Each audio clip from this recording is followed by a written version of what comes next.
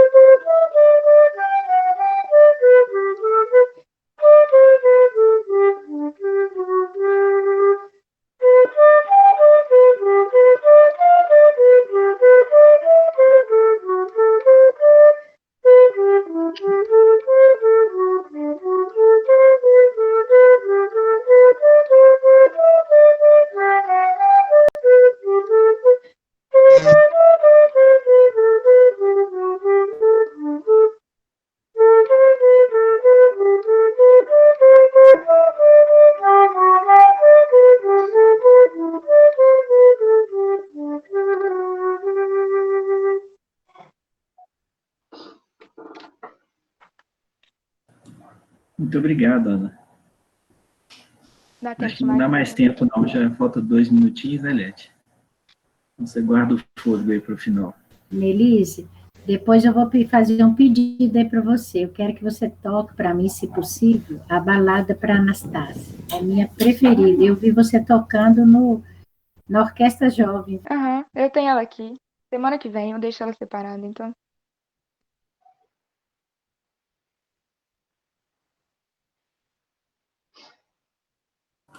Piet, seu microfone está fechado. Isso. Agora que eu dei por mim que está fechado. Obrigada, viu, Annelise? Que bom que você vai trocar minha música preferida. Então, meus irmãos, hoje é a nossa última reunião, né, de 2020. Nós temos que agradecer muito a Deus por este ano que passou, né? Embora tenha sido um ano atípico, foi um ano de muito sofrimento, de muitas passagens para o plano espiritual, mas nós sabemos também que foi um ano de muita reflexão, de muito aprendizado. Então, nós temos que agradecer muito a Deus, que nós sabemos que mesmo através do sofrimento, Deus está do nosso lado, a gente fica até mais próximo de Deus, quando nós temos algum problema, né, nas alegrias e também na tristeza. E nós, com certeza, sentimos a presença de Deus junto aos médicos, junto aos pacientes, junto em todos os lugares, né, onde tem dor e sofrimento, a presença dele é constante ali. Então, nós vamos fechar os nossos olhos físicos, né, para a gente fazer a nossa prece, para em seguida a gente dar início à nossa reunião.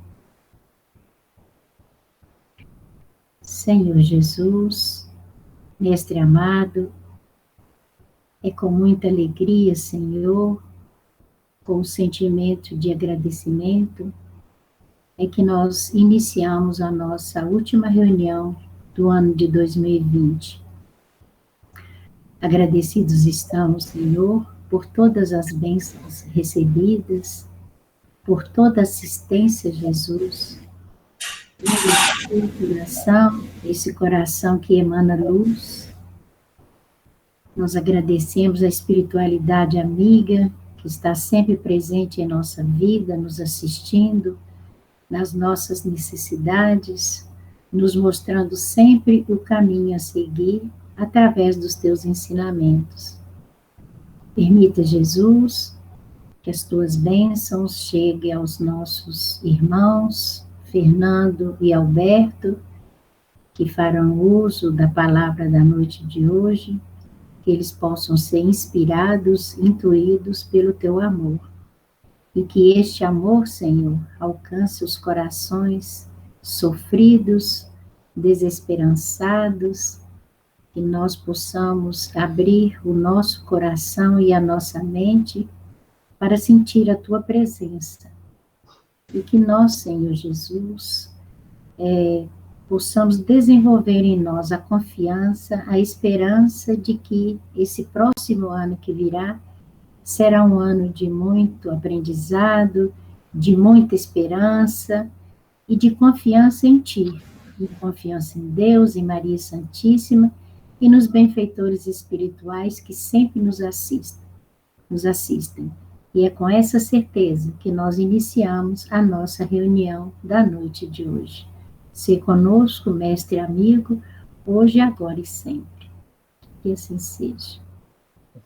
Você pode iniciar, Alberto. Alberto, você vai ficar até o final conosco? Vou ficar até umas 7:55. Ah, tá. Pode iniciar, por favor. Hoje nos coube aqui o comentário da página. Só um minutinho, Alberto, por favor, esqueci desse detalhe. Obrigado por lembrar, Alberto. Deixa eu colocar aqui os meus óculos. Então, meus irmãos, hoje o Alberto, nosso querido Alberto, que está sempre presente aqui conosco, é uma alegria muito grande, né, de tê-lo em nossas reuniões. Hoje ele vai falar do livro Fonte Viva, do capítulo 92, Demonstrações do Céu. Fernando Campos vai falar do Evangelho segundo o Espiritismo, do capítulo 19, o tema A Fé Transporta Montanhas, e o subtema A Fé, Mãe da Esperança e da Caridade. Ele vai falar do capítulo 19, do item 11. Então, todos os dois temas é bem propício pelo que nós estamos passando, né? Vai falar muito da esperança, vai falar da caridade e vai falar da demonstração do céu, né? Que a gente sempre tem essa demonstração de amor que vem do céu. Então, fique à vontade, que Jesus os ampare. Então, a lição 92, né? Demonstrações do céu, que eu vou me permitir ler para a gente poder situar o campo mental, depois a gente conversar sobre o texto. Disseram-lhe, pois, que sinal fazes tu para que o vejamos e creiamos em ti? Foi registrado no Evangelho de João, no capítulo 6, versículo 30. Em todos os tempos, quando alguém na terra se refere às coisas do céu, verdadeira multidão de indagadores se adianta pedindo demonstrações objetivas das verdades anunciadas. Assim é que médiuns modernos são constantemente assediados pelas exigências de quantos se colocam à procura da vida espiritual. Esse é evidente e deve dar provas daquilo que se identifica. Aquele escreve em condições supranormais e é constrangido a fornecer testemunho das fontes de sua inspiração. Aquele outro materializa os desencarnados e por isso é convocado ao teste público. Todavia, muita gente se esquece de que todas as criaturas do Senhor exteriorizam os sinais que lhes dizem respeito. O mineral é reconhecido pela utilidade, a árvore é selecionada pelos frutos, o firmamento espalha mensagens de luz, a água dá notícias do seu trabalho incessante, o ar esparge informações sem palavras do seu poder da manutenção de vida. E entre os homens prevalecem os mesmos imperativos. Cada irmão de luta é examinado pelas suas características. O tolo dá-se a conhecer pelas puerilidades. O entendido revela mostras de prudência. O melhor demonstra as virtudes que lhe são peculiares. Desse modo, o aprendiz do Evangelho, ao solicitar revelações do céu para a jornada da terra, não deve esquecer as necessidades de revelar-se firmemente disposto a caminhar para o céu. Houve dia em que a turba vulgar dirigiu-se ao próprio Salvador, que a beneficiava perguntando: que sinal fazes tu para que o vejamos e creiamos em ti? Imagina, pois, Se o Senhor da vida foi dirigido a semelhante interrogativa, que indagação não se fará do alto a nós outros, toda vez que rogarmos sinais do céu, a fim de atendermos ao nosso simples dever? Emmanuel, ele busca um único versículo num capítulo de 71 versículos, se não me falha a memória. Ele pega exatamente esse. É onde o mestre é questionado, né, pelas pessoas que tinham acabado de assistir grandes fenômenos. Porque o que eles pedem, a gente conhece hoje em dia por fenômenos. Os sinais são fenômenos. Muito entre a doutrina também tem aqueles, né, que preferem os fenômenos aos estudos, ao trabalho de evolução, à luta diária, né, de aperfeiçoamento. O fenômeno, ele é necessário em determinados momentos, tanto que Jesus os fez, né? Existem médiuns ainda fazendo isso aí. Mas aqueles tempos, Jesus vinha do Sermão da Montanha. Tinha acabado de fazer a multiplicação dos pães e dos peixes. Ele, quando passou por essa situação, ele percebeu o delírio coletivo daquela gente. E percebeu que ali haveria a divinização dele. Então ele precisava acalmar todo mundo. E como sempre ele fazia, né, ele saía dos ambientes sem se deixar perceber. As pessoas não viam, né, para onde que ele ia. E ele continuou ali pelo monte mesmo, orando, refletindo, e o dia terminou e os apóstolos foram embora, porque eles já estavam acostumados com isso. Eles sabiam, né, que o Cristo depois apareceria. Então foram para Cafarnaum, onde era a cidade de Pedro, onde eles continuariam ali, né, grandes ensinamentos. E foram no barquinho, em alto mar, Jesus vem andando pelo mar, né? Aquela situação toda, né? Você vê uma pessoa vindo em sua direção, assusta, depois que eles percebem que é o mestre, e chegam a Cafarnaum. Passam a noite lá. Na manhã seguinte, aquela mesma população, aquele povo todo que havia acabado de presenciar esse fenômeno, esse sinal do céu, a multiplicação de pães e peixes, e sem falar que Jesus já vinha fazendo isso, né? Curando, ressuscitando, restituindo a saúde, mas mesmo assim as pessoas iam atrás dele, buscando ainda os sinais do céu. E encontram Jesus em Cafarnaum e perguntam quando que você chegou aqui?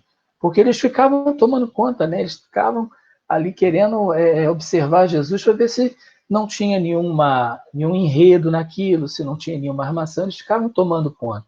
E encontraram Jesus em Cafarnaum e não sabiam como nem quando Jesus tinha chegado lá. E questionaram Jesus, como é que você chegou aqui? E aí começa todo esse diálogo sobre o que Jesus poderia fazer, né, para poder convencê-los.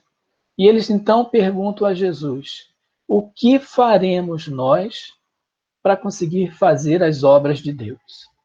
Jesus, então, percebendo novamente a dúvida, o teste, né, responde: basta que creiam no que vos ensino. Ou seja, Jesus ensinava, né, o caminho bendito da evolução, falava de perdão, falava de amor, e eles buscavam sempre os sinais. Eles não estavam acostumados àquele novo ensinamento. Né, para eles, né, vindo ainda do Torá, do ensinamento de Moisés e dos profetas, acreditar em Jesus é muito complicado, principalmente porque conheciam a origem humilde de Jesus e eles esperavam um Messias grandioso, né, fortalecido, um guerreiro, um príncipe. E, no entanto, receberam um carpinteiro. E então ficava muito complicado. Então vem a grande pergunta que há o comentário de Emmanuel, né? Que pois fazes tu para que o vejamos e creiamos em ti? Que operas tu? Está lá no versículo 30. Jesus então fala para eles assim: vós creem que vossos pais comeram o pão do céu dado por Moisés, mas foi Deus quem lhes deu esse pão do céu, não foi Moisés. E eles pedem, então, dá-nos sempre desse pão. Jesus diz, eu sou o pão da vida e vós me viste e não creram. Né? Então, esse é o momento histórico que Emmanuel vai resgatar, porque o fenômeno estava lá borbulhando, né? Acontecendo lá à torta e direita, e eles não acreditavam. Então, hoje em dia, como o Emmanuel coloca ali, os médiuns passam por essa situação, né? As pessoas duvidam das mensagens. Outro dia eu vi um videozinho do Padre Léo, não sei se vocês conhecem o Padre Léo, ele é um padre católico muito gente boa, muito engraçado, teve um câncer violento, ele era muito amigo do Padre Fábio, né? Um espírito bacana, e ele fala assim, gente, agora tem essa história aí de que morto vem escrever carta. Morto não escreve carta não, gente. Ou seja, as cartas estão aí, Chico fazia esse trabalho grandioso, né? Dava provas para as pessoas de que aquele espírito era aquele que estava realmente se comunicando, citando fatos da vida pessoal, né, do lar, fatos que aconteceram no decorrer do dia e à noite, quando as pessoas iam na reunião, os espíritos se identificavam e, para comprovar, citavam esses fatos. Sinais do céu. Né? Então, Emmanuel nos coloca assim, que a gente vai pedir sinais do céu e, se fosse o contrário, né? Se nos pedissem, a espiritualidade nos pedisse os nossos sinais de evolução, como é que a gente ia resolver essa situação? Né? É bacana, é necessário, mas há necessidade do comprometimento com o ensino. É o que Jesus falou para ele. A obra de Deus é que vocês acreditem no que eu falo, no que eu ensino. Para quê? Para que cumpram, para que façam, para que se modifiquem, para que passem a ser realmente irmãos fraternais. Mas mesmo assim, mesmo com todos esses sinais, vocês não acreditam. E ainda hoje, a gente tem gente que não consegue acreditar numa justiça tão pura e cristalina quanto a reencarnação. Ah, não está na Bíblia. Se não está na Bíblia, não existe. Aí a gente vai na Bíblia, mostra onde está a passagem, né? A mais famosa lá é a transformação do Tabor, onde Jesus afirma que Elias já tinha voltado e eles entenderam que era de João Batista que ele estava falando. Então, era reencarnação de Elias como João Batista. E as pessoas não aceitam. São os sinais do céu e as pessoas não aceitam. Então, João também nos ensina isso. Experimentai os espíritos para saber se eles são de Deus. Não acreditar em todos os espíritos. Essa observação ela é necessária, porque existe ainda muita crueldade, muita dureza de coração com relação às revelações do céu. Então, a gente precisa ter este cuidado, realmente de observar se aquela árvore dá bom fruto. Falando de mediunidade, a gente vê muito fenômeno mediúnico em diversos setores religiosos, até da vida cotidiana, né? A gente vê aí pessoas fazendo coisas que você fica, Jesus do céu, Jesus toma conta, né? Como diz o outro, porque é um risco muito grande, por exemplo, mexer no corpo, né? Fazer cirurgias bastante difíceis, sem entrar no mérito da questão aí, que não é o caso. Mas, acima dos sinais, acima das comprovações, está o nosso trabalho de evolução, de modificação dos nossos sentimentos. Esse ano, então, a gente está sendo provado aí de todas as formas que a gente precisa mudar o nosso comportamento para vencer essa situação, vencer esse vírus. E olha a dificuldade que as autoridades têm de colocar as pessoas num comportamento adequado. Aqui, então, na minha região, que tem praia, né, é uma coisa que parece que a praia vai acabar. Se não for a praia, no dia seguinte não vai ter. Depois que vier a vacina, a praia acabou. É uma coisa impressionante. As pessoas não aceitam, elas têm que ir, elas precisam disso. É uma coisa impressionante. Falando, então, do comportamento aí com relação à mediunidade, os médiuns passam por isso. Mas o mais importante é a mensagem. Não se preocupar, porque essa ligação já nos ensina, né? Elas tocam de lá para cá. Então a gente não tem que se preocupar com isso. O importante é o comportamento digno, é o exercício mediúnico com um equilíbrio, com responsabilidade. O restante, a espiritualidade vai encaminhar. Precisamos iluminar aqui o nosso sentimento, o nosso comportamento.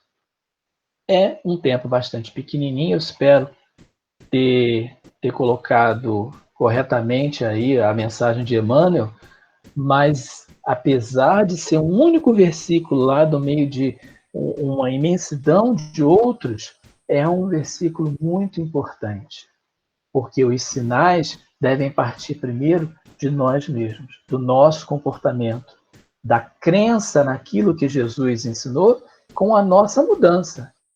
Se a gente acredita, então precisamos exercer, precisamos nos modificar. Que Jesus nos abençoe. Eu espero que esse ano seja realmente um ano de paz e que o ano novo signifique pessoas novas, comportamentos novos. Muito obrigado por tudo. Muito obrigada, Alberto. Fernando, pode começar. Obrigado, Alberto. Eu que agradeço. Então vamos para a nossa parte. Não esquecer nunca de pedir assistência ao Mestre Jesus, que Ele nos fortaleça, que Ele nos ampare e que nos auxilie a aproveitar essa oportunidade na noite de hoje. Como as coisas são interessantes. A nossa programação ela é feita anualmente. E o tema falado pelo Alberto e o tema propriamente que eu falarei, vocês vão ver que não poderia ser melhor escolhido. É hoje dia 31 de dezembro do ano de 2020. E em algumas horas nós passamos para 2021 e de uma forma inusitada nós não teremos este ano que temos todos os anos. Então, nada de grandes festas, nós não teremos queima de fogos, provavelmente não teremos as simpatias que sempre marcam a passagem do ano, os planejamentos, a famosa corrida de São Silvestre, e todo aquele ritual que nos acompanha ano após ano e que faz parte de um processo de renovação. É como se a gente fechasse um ciclo, imbuísse de muita esperança, que é parte do nosso tema de hoje, fazendo planos para o ano que vai começar. Esse ano, certamente nós não teremos isso, em decorrência de algo que ninguém ousou imaginar, nem mesmo os escritores mais renomados de ficção científica jamais ousaram colocar algo semelhante, em que todo o planeta pararia ou modificaria radicalmente a sua estrutura de funcionamento em decorrência da pandemia. E aí então vai a pergunta: nós temos como prever o dia de amanhã? Nós desejamos, nós nos programamos, nós planejamos, mas nenhum de nós consegue prever ou consegue garantir como que vai ser o nosso dia. E, obviamente, diante disso, nós percebemos o quão pequenos somos diante do universo, diante da grandiosidade do nosso Pai. Então, o tema da noite de hoje está dentro do capítulo 19, que é A Fé Transporta Montanhas.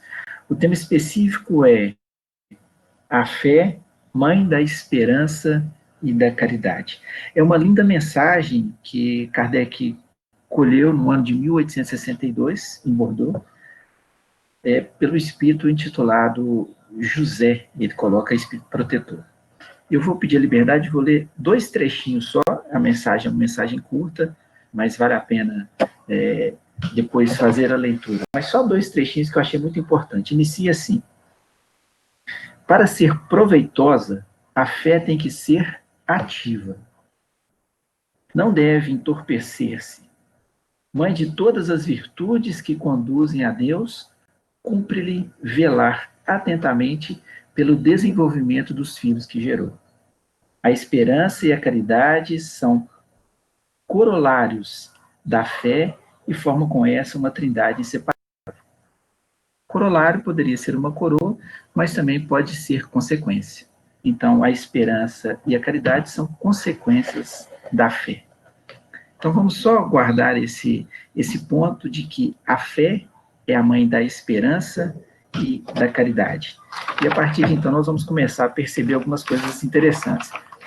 Eu, quando era mais jovem, vamos dizer aí, quando eu estava entrando para a minha adolescência, eu certamente não me considerava um sujeito de muita fé.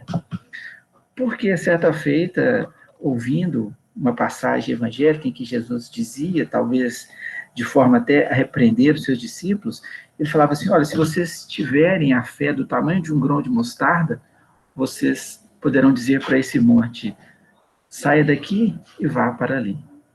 E para aqueles que não conhecem Sete Lagoas, é uma cidade muito bonita, topografia mais plana, algumas oscilações, lindas lagoas, e nós temos uma serra muito bonita chamada de Serra de Santa Helena.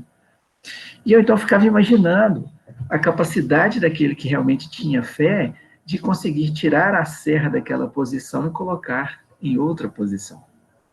E eu nunca ousei tentar fazer isso para não me frustrar, imaginando que eu não ia derrogar as leis da física, eu simplesmente não teria fé suficiente para poder fazer tal prodígio.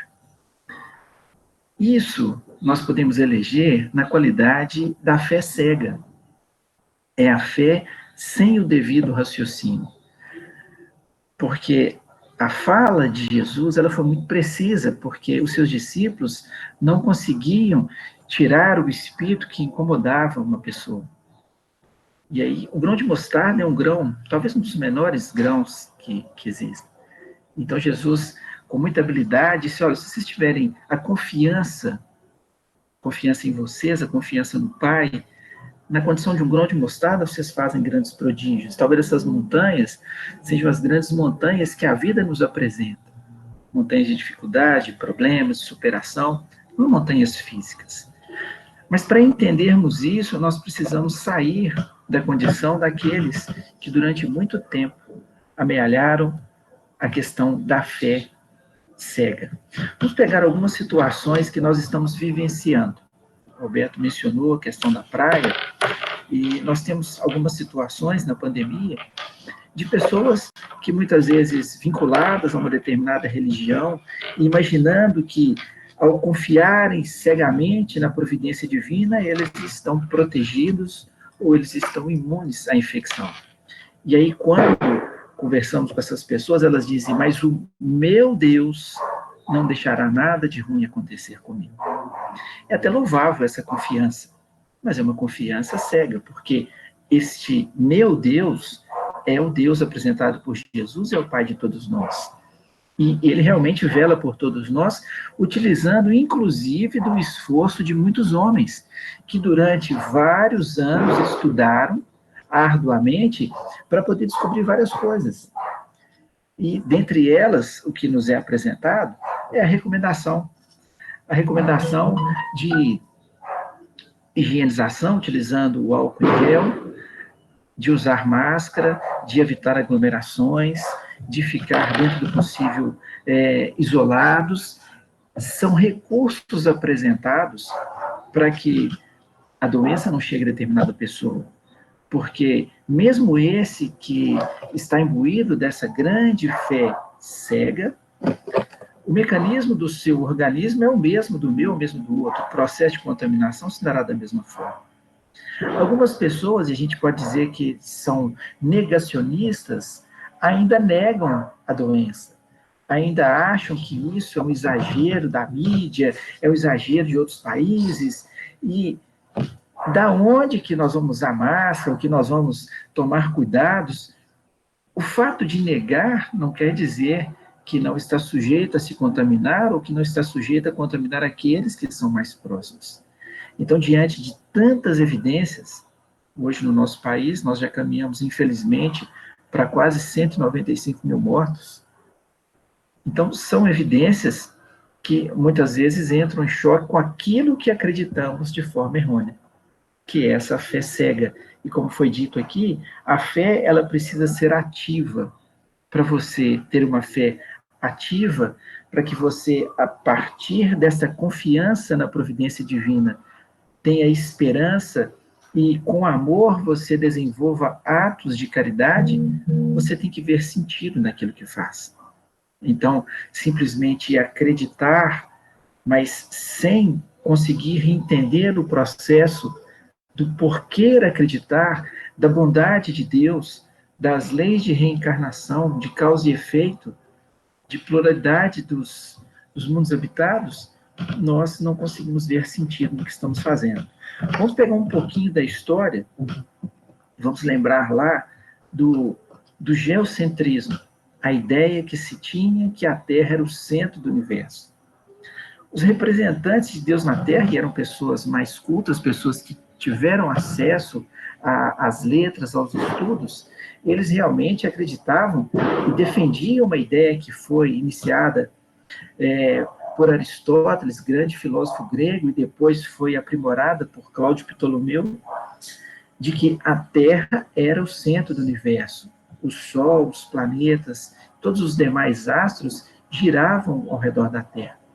E essa era uma ideia que até então ela trazia um pouco de conveniência.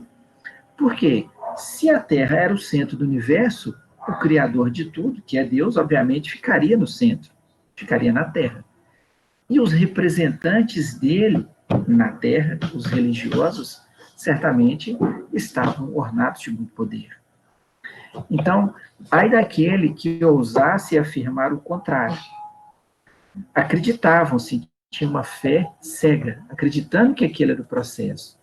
Mas os homens, através de evidências, através de estudos, de observações, eles conseguiram ver que aquilo não era verdade.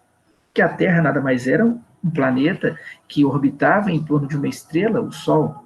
E aí, então, criou-se o modelo heliocêntrico. E isso garantiu fogueira para alguns. O mais famoso deles foi Giordano Bruno.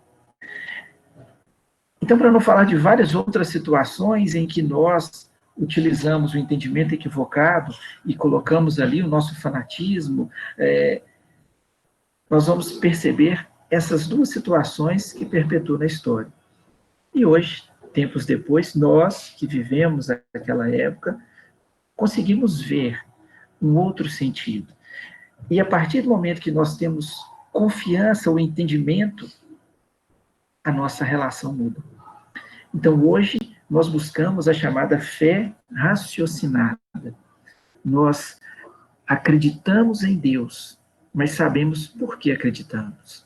Nós acreditamos nas suas leis que são perfeitas, nós percebemos que somos espíritos ainda imperfeitos, num processo contínuo de evolução, e por isso submetidos à lei de progresso.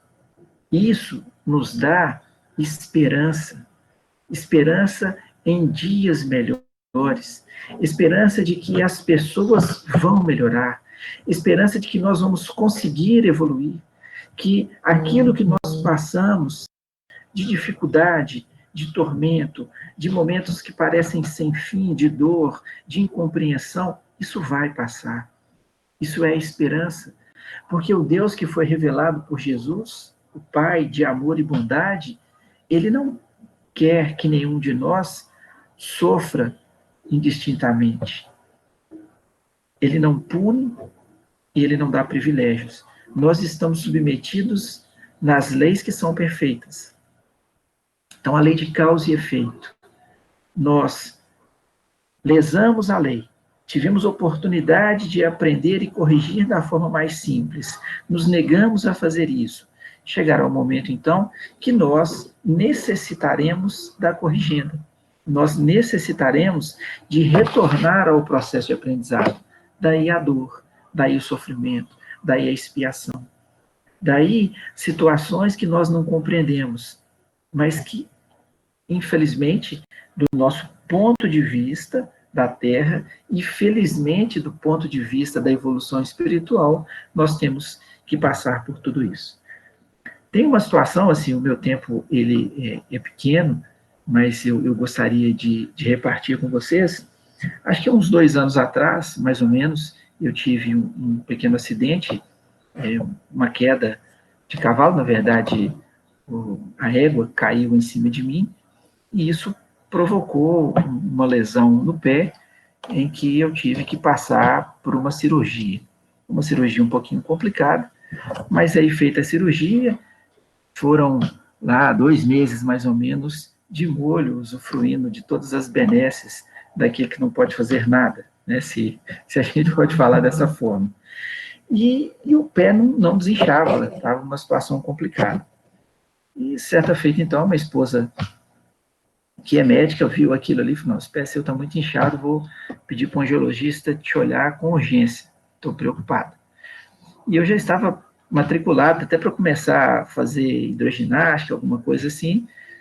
Então fui para um angiologista, ele só olhou e falou: fazer um ultrassom de urgência. E o ultrassom de urgência só saía com 2 dias, 2 dias depois, e aí nós conseguimos, com um conhecido da minha esposa, o ultrassom antecipado. E eu fui tranquilo, bermuda, conversando fiado no carro, e ainda brinquei com a minha esposa: tomara que eu volte para casa. E aí chegamos lá, quando ele começou o ultrassom, que ele encostou o aparelho na minha virilha, ele olhou para minha esposa assim, e a troca de olhares entre os dois me fez ficar branco da cabeça aos pés.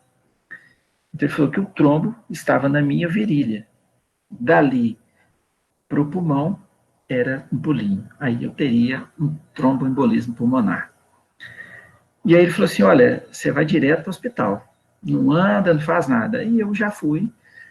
O hospital não era longe, fui em cadeira de rodas, e, obviamente, um sujeito como eu, que tem muita fé, já foi pensando uma série de coisas. Falei: Jesus do céu, eu estou em iminência mesmo de desencarnar, porque o trombo está aqui na virilha. E aí, como é que vai ser, gente? Minha esposa nova, bonitona desse jeito, isso aí não vai dar certo. Isso vai ser um problema. E meus meninos, como é que vai fazer? Ainda estão pequenos ainda, precisam de mim. Não, mas não é possível. Eu achei que eu estava com a alma tão sobrecarregada que eu ainda teria muito tempo de vida pela frente, estou sendo chamado para poder voltar. Olha a mente do sujeito. Como que a gente vai floreando. E aí chega no hospital, aí não tem quarto para poder receber, aí fica lá na observação, e a enfermeira demora a preparar a medicação, e ali você vai: nossa, a senhora está contando os minutos, agora eu tô prestes. E aí pensa assim: bom, tomara que a fila para poder ir para o outro lado esteja congestionada, e aí tem algum problema e eles desistem de me chamar. Mas hoje, falando, brincadeira à parte, é uma situação muito difícil. Porque ali você vai colocar à prova a sua confiança. A confiança no processo divino. Porque nós temos muita fé, muita confiança, mas sempre buscando aquilo que nos atende. E como psicólogo, 2 palavras que me marcaram muito e que a minha esposa não sabe, espero que ela nem esteja escutando isso aqui, ela está do meu lado. Mas que são palavras que vêm batendo sempre na mente, que fazem parte do aprendizado. Quando eu falo a minha esposa, não é minha, é a companheira de caminhada, ou companheiro de caminhada. Quer dizer, são aqueles que Deus permite que venham juntos para que o aprendizado se torne melhor, para que as dificuldades se tornem mais suaves, para que a gente aprenda com isso, no diálogo, no fortalecimento da nossa fé, nos atos de caridade, na busca de dias melhores, para que isso fique mais suave. Então, não é minha propriedade. Essa palavra bate muito na cabeça, porque às vezes a gente pensa algo, mas as ações às vezes demonstram de forma contrária. E uma outra é: e os meus filhos como ficarão? Olha, eles ficarão como sempre ficaram, amparados por Deus. Porque antes de recebê-los, eles eram amparados.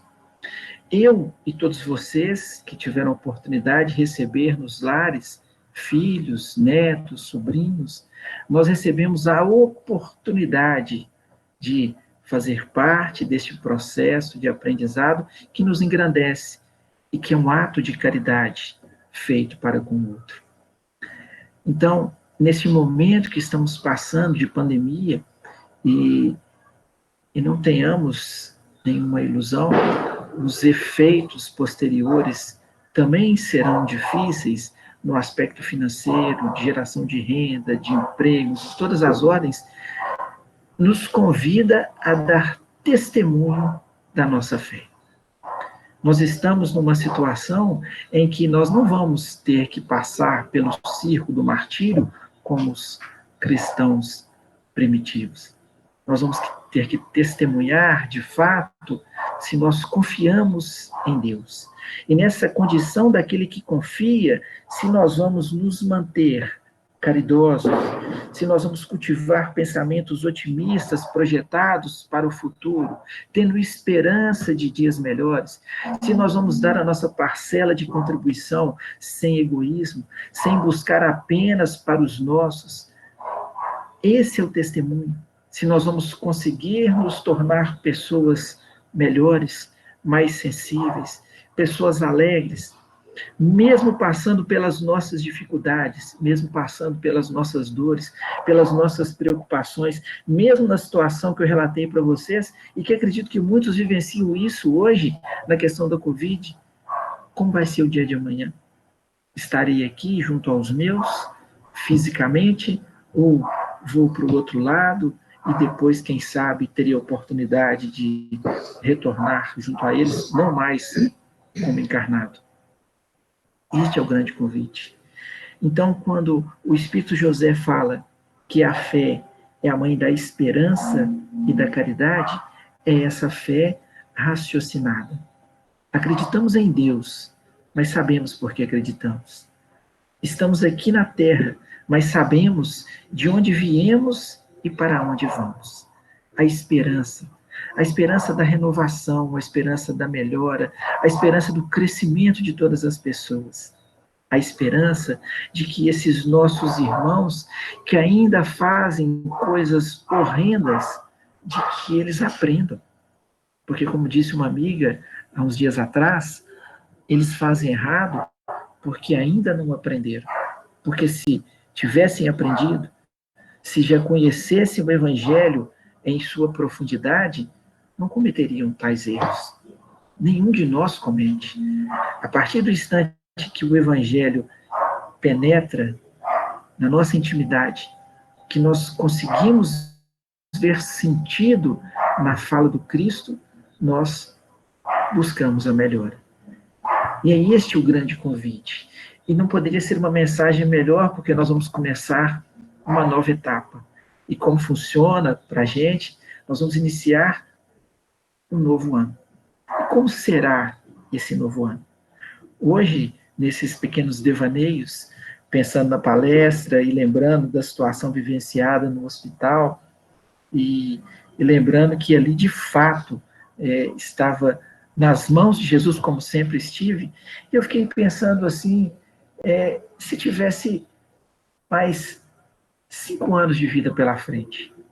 Às vezes, irmãos que são acometidos por um câncer, e às vezes não tem nem esse tempo todo. Quais seriam as escolhas? O que elegeria para a sua vida? Aí vai depender. Porque se for um irmão na condição daquele que não conhece nada do Evangelho, que não conhece a perpetuação do Espírito, certamente elegeria os prazeres da terra. Parece óbvio. Porque se eu não tenho mais nada a fazer, se meu tempo está contado, e se eu apenas tenho uma única existência, como me ensinaram, então eu vou usufruir ao máximo aquilo que os prazeres podem me conceder.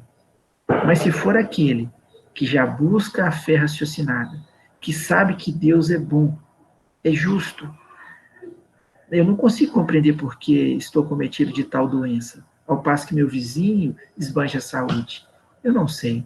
mas eu não estou sendo castigado, porque se Deus me castigasse, ou se Deus me escolhesse ali para poder passar por essa dificuldade, ele deixaria de ser Deus, porque ele não estava sendo justo. Eu não sei, mas eu sei que o que é feito por uma fonte de justiça. Obviamente, eu preciso passar por isso. Mas eu posso lutar para sair disso, eu posso fazer com que isso seja mais suave, eu posso fazer com que as pessoas que estejam ao meu lado se sintam mais confortáveis, mais consoladas. Eu posso dar o meu testemunho de resignação, o meu testemunho de alegria, o meu testemunho de fé. E isso certamente vai fortalecer a muitos que estão à minha volta que ainda vacilam, que ainda não têm a fé robusta, que ainda não conseguem ter a determinação que só tem aqueles que acreditam verdadeiramente na bondade de Deus. Então, este certamente vai eleger muitas coisas importantes para esses próximos anos. E quem sabe, até os anos se multipliquem muito mais, porque são as moratórias que nós recebemos, são as oportunidades que a justiça divina nos concede, já que estamos aprendendo, então vamos dar mais tempo para que o aprendizado seja maior. E essa esperança que lançamos à nossa volta, mostrando para as pessoas que Deus é bom e que Jesus está no comando, é isso que nós buscamos.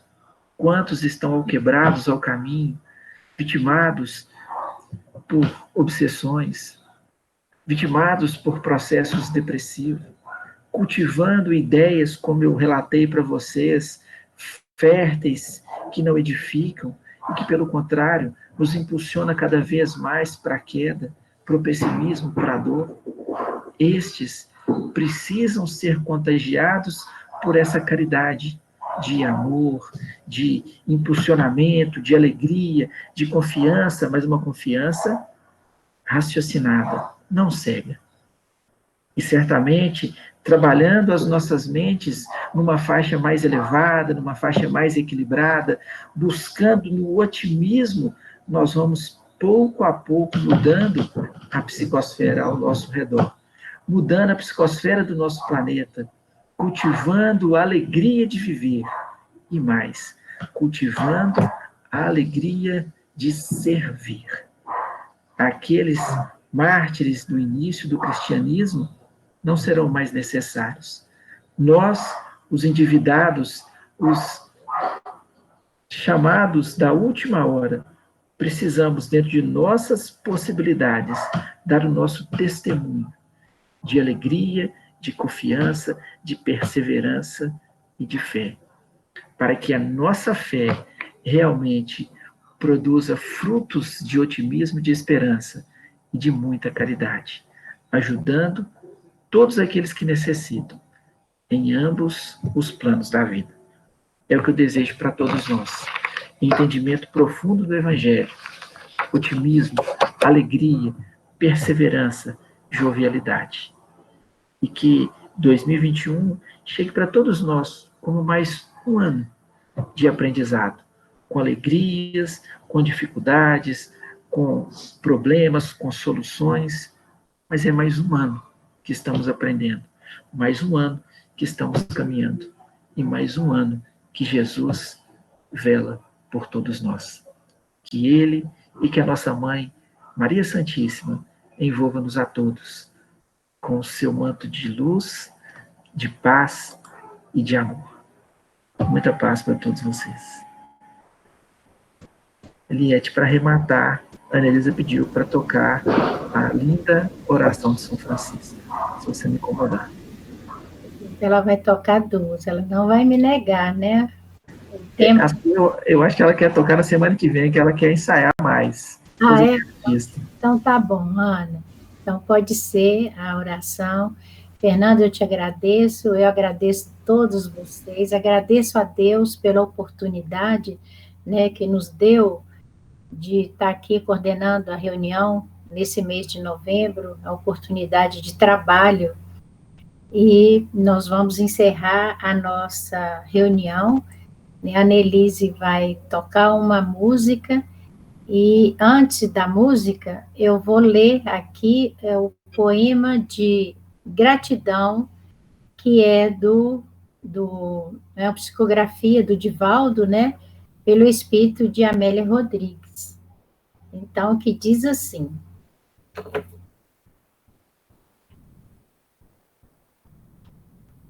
muito obrigada, Senhor, muito obrigado pelo que me deste, muito obrigado pelo que me dás. Obrigado pelo pão, pela vida, pelo ar, pela paz. Muito obrigado pela beleza que os meus olhos veem no altar da natureza. Olhos que fitam o céu, a terra e o mar, que acompanham a ave ligeira que corre fagueira pelo céu de anil e se detém na terra verde salpicada de flores, tonalidades mil. Muito obrigada, Senhor, porque eu posso ver meu amor, mas diante da minha visão eu detecto cegos guiando na escuridão, que tropeçam na multidão, que choram na solidão. Por eles eu oro e a ti imploro comiseração, porque eu sei que depois desta lida, na outra vida, eles também enxergarão.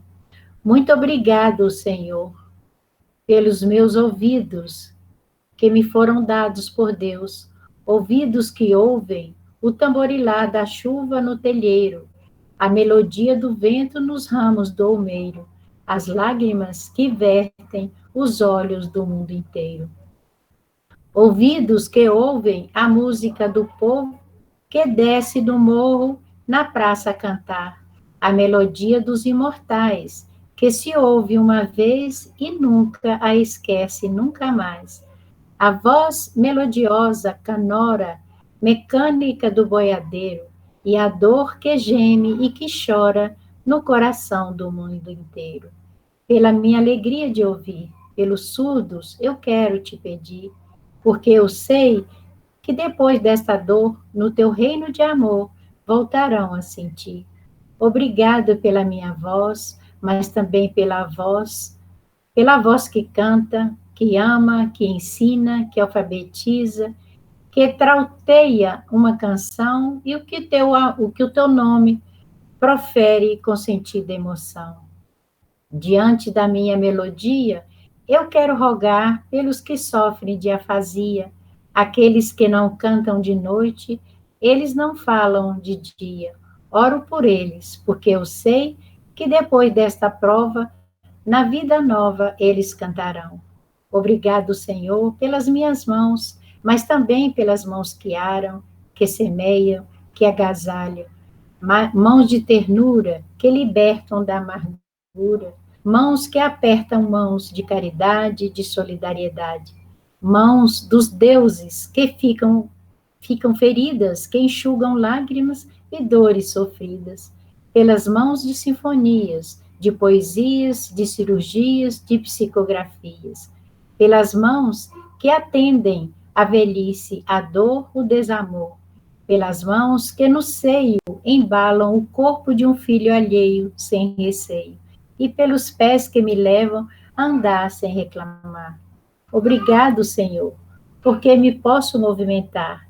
Diante do meu corpo perfeito, eu quero te rogar, porque eu vejo na terra aleijados, amputados, decepados, paralisados, que se não podem movimentar. Eu oro por eles, porque eu sei que depois dessa expiação, na outra reencarnação, eles também bailarão. Obrigado, por fim, pelo meu lar. É tão maravilhoso ter um lar. Não é importante se este lar é uma mansão, se é uma favela, uma tapera, um ninho, um grabato de dor, um bangalô, uma casa do caminho, ou seja lá o que for, que dentro dele existe a figura do amor de mãe ou de pai, da mulher ou do marido, do filho ou do irmão, a presença de um irmão, a companhia de um cão, alguém que nos dê a mão. Mas se eu ninguém tiver para me amar, nem um teto para me agasalhar, nem uma cama para me deitar, Nem aí reclamarei. Pelo contrário, eu te direi: obrigado, Senhor, porque eu nasci. Obrigado porque creio em ti. Pelo teu amor, obrigado, Senhor. Muito obrigada a todos, que Jesus nos abençoe. Annelise, pode então encerrar com a música da oração de São Francisco. Uma boa noite a todos, meus irmãos, que Jesus nos ampare, hoje, agora e sempre. Boa noite, Mana. Boa noite a todos. Feliz 2021. Pode ficar à vontade, querida.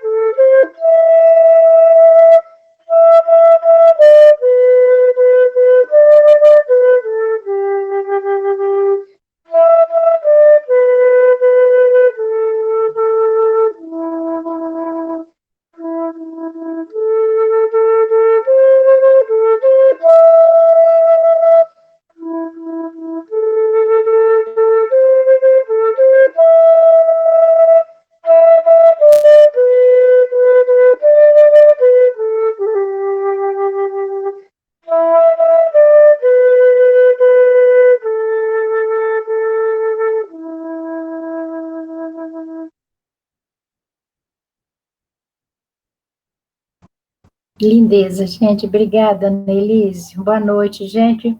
Fiquem com Deus. Que Jesus nos ampare novamente. Boa noite. Luiz, tudo bem? Com Deus, Luiz. Boa noite, gente. Boa noite, gente. Bom Réveillon para todos, viu? Boa noite, pessoal. Fiquem com Deus.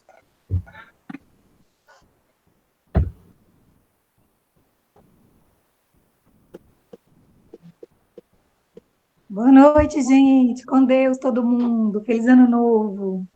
Ô, Lu, você também, viu? Boa noite. Melhor Boa noite, Bruno. Boa noite. Um abraço para todos. Feliz 2021. Para você também. Boa noite, dona Vânia. Boa noite. Sai de longe, né, Fernanda? Pois é, sabe? Não, só você mesmo para me fazer chorar, viu? Eu? A maquiagem. O que eu fiz, Lu? Lindez de depoimento. Ainda falando da minha esposa, deixar ela linda aí. Ó, pra você ver, gente. Vai matar a gente. Um beijo para vocês, viu, gente? Pô, com Deus, com viu? Deus. Beijo. Primeiro, Luciano. Feliz Ano Novo, gente. Um beijo. Beijo, Zi. Você viu minha resposta lá? Vi, ainda vou ouvir. Ah, você vai ver lá. Beijo. Obrigada, viu? Beijo. Tchau. Liette, com Deus, viu? Obrigado pela oportunidade, o convite de hoje foi, assim, sem comentários. Obrigado, meu presentão.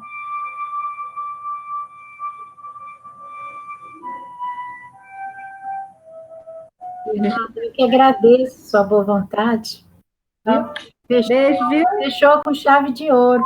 Narininho, saudade de você, menina. Pois é, não tô nem